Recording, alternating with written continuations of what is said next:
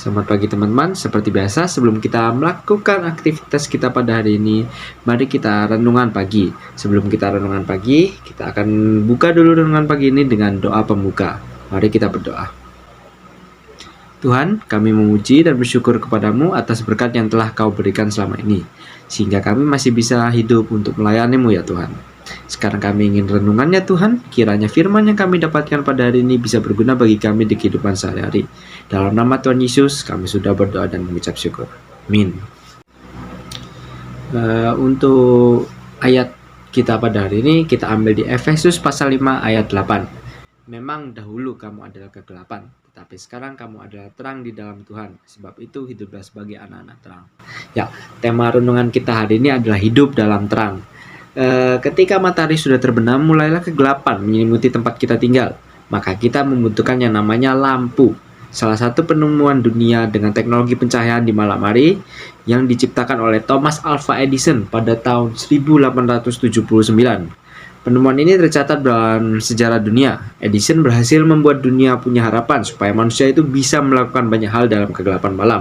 Ya, kalau nggak ada lampu, jelas kita sekarang ini kalau malam hari bakal belajar pakai lilin atau nggak pakai lentera ya.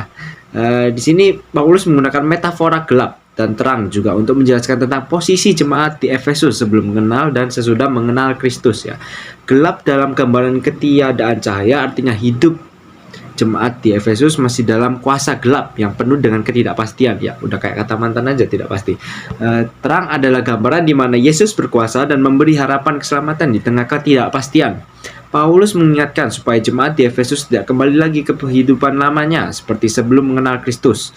Paulus menganjurkan melalui suratnya supaya jemaat hidup dalam terang kasih Kristus, supaya hidupnya berbuahkan kebaikan. Dalam terang kasih Kristus juga bisa kita rasakan berkatnya, termasuk pada saat pengambilan keputusan-keputusan penting dalam hidup. Dalam pengambilan keputusan dibutuhkan banyaknya pertimbangan. Salah satunya adalah pertimbangan batiniah bersama Kristus ya.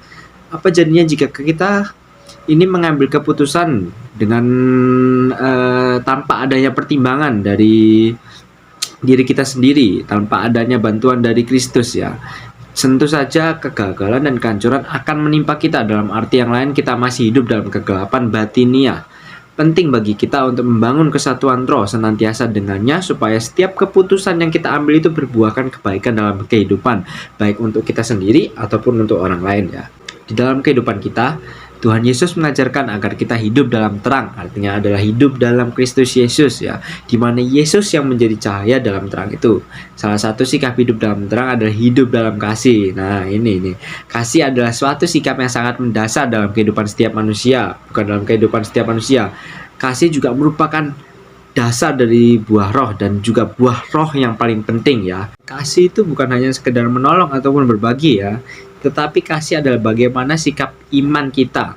Kalau kita hanya menolong tetapi dengan paksaan, itu bukan kasih namanya itu. Kalau kita memberi tetapi tidak ikhlas, itu pun bukan kasih. Karena kasih mengajarkan untuk mengasihi dengan hati iman yang sungguh-sungguh untuk mengasihi.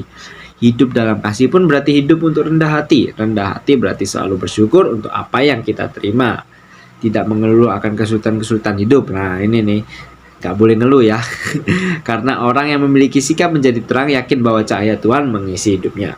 Ketika kita sudah hidup dalam terang, kita harus membawa terang itu kepada setiap orang juga tentunya. Jangan kita biarkan terang itu hanya menyinari satu tempat saja, tetapi biarlah terang itu mampu menyinari semua tempat yang gelap. Artinya kita harus menjadi berkat bagi semua orang. Sikap terang yang telah kita pahami yaitu tentang kasih dan sikap selalu bersyukur. Dari sikap ini kita akan menghasilkan buah yang luar biasa tentunya.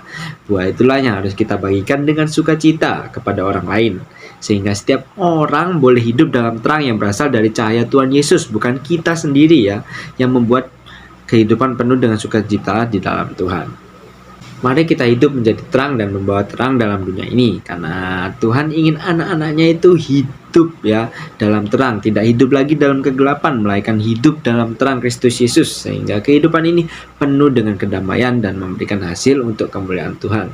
Tuhan Yesus memberkati. Sekian untuk renungan hari ini. Mari kita tutup renungan pagi kita hari ini dengan doa. Terima kasih Tuhan atas firman yang telah kami terima. Sekarang kami ingin mengakhiri ibadah hari ini ya Tuhan. Salah. Terima kasih Tuhan atas firman yang telah kami Terima kasih Tuhan atas firman yang telah kami terima pada renungan pagi hari ini. Sekarang kami ingin mengakhiri renungan hari ini ya Tuhan. Kiranya firman-firman yang baru saja kami dengar bisa berguna pada kami di kehidupan sehari-hari kami. Bimbinglah kami untuk selalu hidup sesuai kehendak-Mu ya Tuhan, agar kami bisa menjadi teladan bagi sesama kami untuk menuju ke jalan Kristus. Di dalam nama Tuhan Yesus Kristus kami berdoa dan mengucap syukur. Haleluya, katakan amin.